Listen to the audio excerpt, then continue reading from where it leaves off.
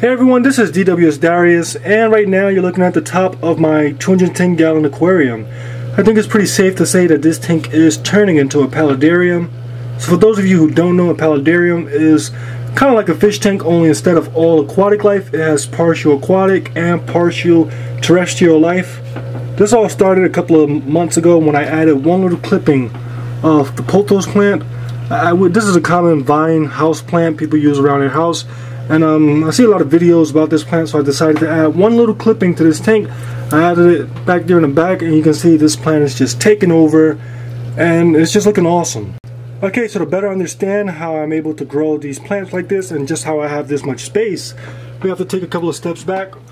So this tank is in my office area. This is like on my main level, so out of all my aquariums, this tank is seen the most. The thing is, because this is in my office area, I didn't want to make it seem like my office was part office slash part pet store. You know, it's easy when we have our fish tanks to have the fish tank take over the entire room and just look unfitting. So I didn't want that effect. I wanted to fit in as much as possible. So above I have a bookshelf that is connected to the wall. That bookshelf is unremovable. Well, you know, if I wanted to, I could remove it, but you know, it's very inconvenient. So ever since the tank has been here, this bookshelf has been around it. And this is the only window that I have to work with up here. So this space up here is about 1.5 feet tall and it's 4 feet wide. You know, when you're working with lights, let me give you guys an example. Usually with my lights, I like to put them right up on the aquarium. But the thing is, if I was to do this, my entire tank wouldn't be lit. So you know, the further the light is from the tank, the more spread you get. And that's part of the reason why these plants are able to grow so tall and spread out so much, because they have a decent amount of light spread. That was the only way for me to get a balanced amount of light in this aquarium, was to put it as high as it is now. And that's part of the reason why these plants are able to grow, because they have so much light above them, whereas if the light was lower, they definitely wouldn't have such an advantage. The next reason why the lights are able to spread so much is because of the wood in the background. So first, when I first set up this system, I only had this piece right here, which blocks out the back windows. I didn't want any algae growing in the back because of those back windows. So I have this little piece of plywood up here. And then a couple of years ago, I had to add this piece right here after my Giardini arowana jumped out. So that's the reason why that is there.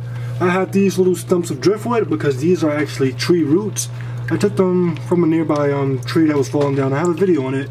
And when they, from above, they look kind of crazy, but when you look underneath, they look really awesome. So those are tree roots.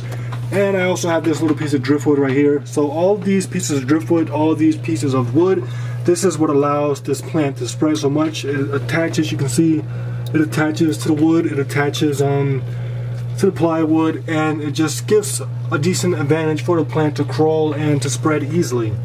Another reason why these plants have a lot of success is because they're being fueled with a lot of nutrients coming from this water. So I have a lot of fish in this tank. This tank is somewhat overstocked for now. Eventually I will take some of the fish out. But for now, there's a lot of fish in here and they're producing a lot of waste. And you know, plants, they absorb the waste, and that's part of the reason why these plants are taking off so much. Now if you take a look at their root systems, that's how you know that they're absorbing a lot of waste from the water, which you know is very beneficial for the inhabitants of the tank. And I also love the way the roots look underneath. So let me see if I can focus in back there. This glare is just terrible during the day, but you get an idea of how the roots look. And that's another reason why these plants are taking off so much. So for now, the only plant that I have growing is this pothos plant. And I think it looks really awesome. I love how it grows thick in some places. I love how it's just able to grow so tall. Previously it was leaves all the way up there, but I guess it wasn't getting enough light. But I just love the look of the pothos, both above the water and underneath the water.